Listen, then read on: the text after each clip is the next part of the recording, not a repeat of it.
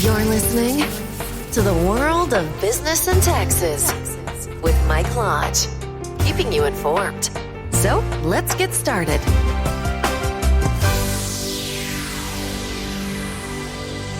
And welcome to the WBT. This is Michael Lodge. Every day I try to talk to you about business and taxes. And I try to change it up every day. And I'm new to this podcast thing. I've only done, I think, 130 some podcasts. But each day it's a learning experience because I find that when I'm talking, sometimes I ramble. And I'm probably doing it right now, so I apologize to it. But early in the morning and at night and at lunchtime and on the weekends, I love to read. And one of the articles that I read today at lunchtime was from Inc. magazine.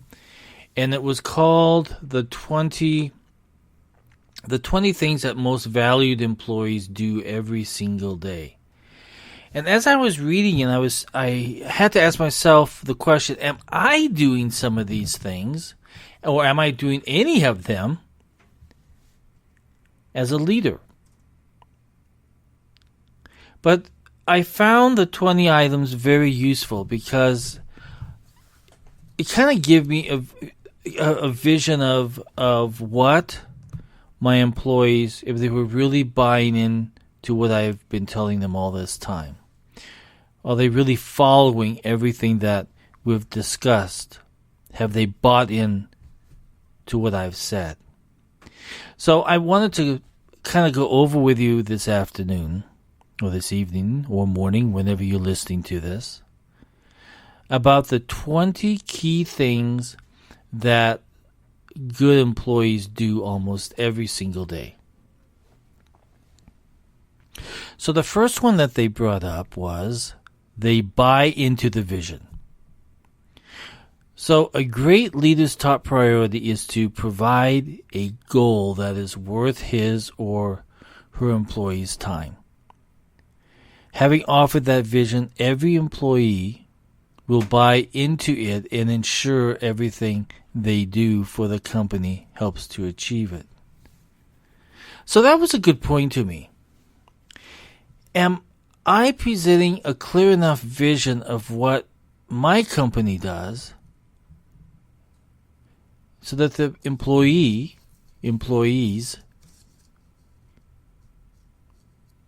are following my vision? Do they buy into it? And so I thought, gosh, I hope that I have sold my vision strong enough.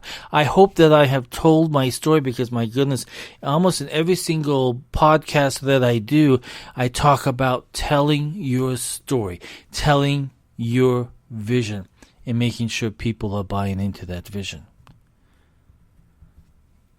The second thing that good employees do is they do their jobs, and then they do it some more. You might think the worst employees are incompetent or destructive, but at least with them, the solution is clear. Worse is the average, middling employees who might barely accomplish the minimum expectations. But the good employees, they do their jobs. And sometimes they even go the extra mile to get it done, or even to make the process better. The third thing that good employees do is that they pay attention to time. Sometimes you need to hold meetings. Sometimes you need to ask for help and hustle to complete a project. But great employees recognize that the most valuable commodity any of us has is our time. And they respect other people's times. And I hope that as a leader, I'm also respecting my employees' time. That's why I hate meetings, because I think so many of them are a waste of time. So I love employees that pay attention to time. For they communicate effectively both ways. Part of a boss's job is to communicate effectively. Even better, to inspire. It's just as important for an employee, and it goes both ways, offering good insights and actively listening. I tell you, that listening part is something I've had to work on over the years, and I've gotten pretty good at it. And I must say that my best employees do have really good listening skills. I hear them on the phone sometimes with our clients, and they are truly listening before they respond. To me, I think that is so appreciative that I'm very proud of them when they do that. That was a hard thing for me to do, is to stop, because I wanted to butt in, but to stop and listen. And I noticed that when I listened, I got a lot more information. Because when you're quiet and you're listening, people just love to volunteer information, and you learn a lot. The other thing is that they anticipate. The writer of this article said, I once saw a coffee cup that read, "Keep your boss's boss off your boss's back." That's decent advice, but it's better to go further. Any great boss will appreciate an employee who says, "I saw this problem down the road, and I've come up with an efficient solution." You have to anticipate. I think that's a really good quality. I don't know sometimes if I have that, but I think I do. But sometimes it's hard because you're trying to anticipate issues coming down the road or problems coming down the road. But I think that a good employee protects his boss, and he anticipates problems coming down the road for the company. I love that kind of thought process from any employee. Then they share information. Insecure employees hoard information. I've seen that happen so often where you're working on a project, but the other person knows what's going on, but they don't want to share with you. That really pisses me off. For me, when I'm working on a project, I share and I ask questions, and I want them to ask questions, and I want them to get into the groove of what we're trying to do, and we have to share information. And I hate insecure employees because they feel as though that information that they have is their power. And it's not their power. That is their weakness. Because they don't know how to share that information and communicate well.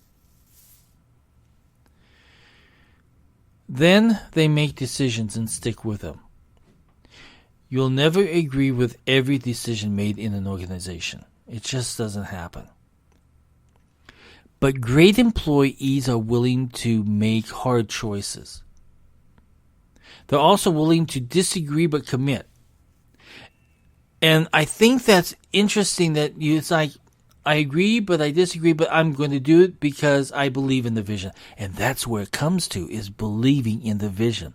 If they believe in you and they believe in the vision, they will make the decisions and stick with them.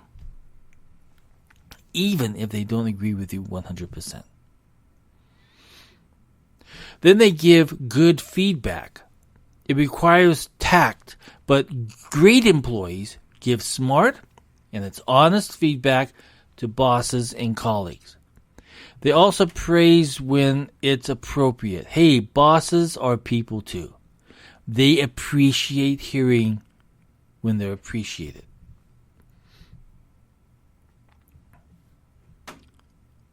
I love feedback. And I want good feedback. And I want constructive feedback. Because that gets us to the next step of really growing the company. Through great feedback. Through great information. Then they demonstrate honesty. A reputation for honesty takes time to build, but it can be destroyed in an instant. So great employees err on the side of truthfulness, even when it doesn't put them in the best light. Besides, it's usually better to be the one disclosing bad news if it involves you. Excuse me. That honesty part is so very important. If you have a dishonest employee, it can bring your company into crisis. I know because I've had it done. Where the crisis was so great that you had to restructure, and then you had to restructure again because of one employee and the honesty of that employee. Just one bad, dishonest individual can destroy the reputation that you've built so hard for.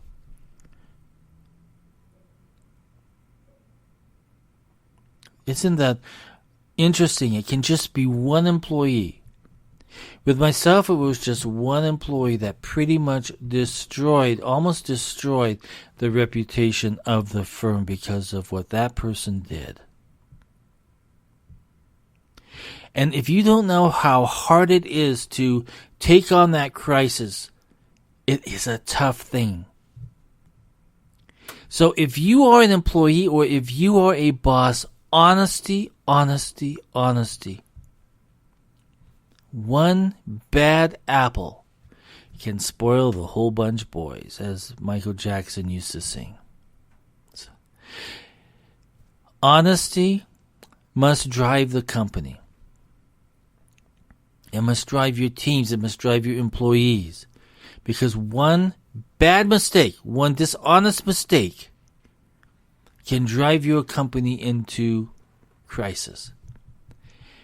And crisis is really difficult to deal with, especially when you see everything toppling down all in one time. But you can rebuild. You can rebuild. I'm speaking from experience. Then, good employees lead. The mark of great leader isn't attracting more followers. It is creating more leaders. Great employees step up as leaders within their organization when they see constructive opportunities to do so. Then they explain what they need. Have you ever had an employee just moaning and groaning because he didn't have this, he didn't have that, and you say to them, well, why did you not come to me and tell me what you need?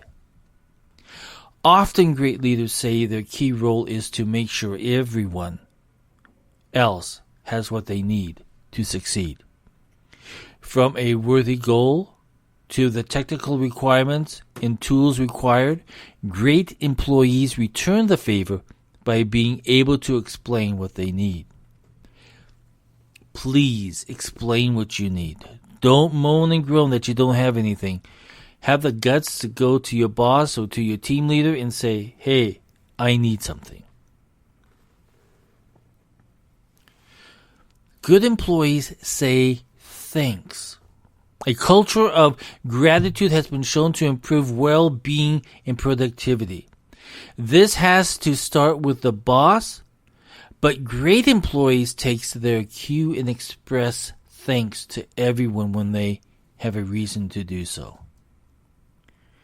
I think that takes a real person to be able to say, hey, thanks for your help. Hey, thanks for buying me that Coke. Hey, thanks for whatever it is. There's nothing wrong with saying thanks. That's one of the things that I noticed. I have a home in South Carolina. Manners are really important there, I notice. They still call you sir. I know when I talk to my attorney there, he always calls me sir. Well, sir, this is the reason why. And he's older than me. But he's a good attorney. But he's still into that Southern way. And they all say thank you. Thank you, ma'am. Thank you, sir. Thank you. They say that. In California, I don't think I've ever heard the word thanks.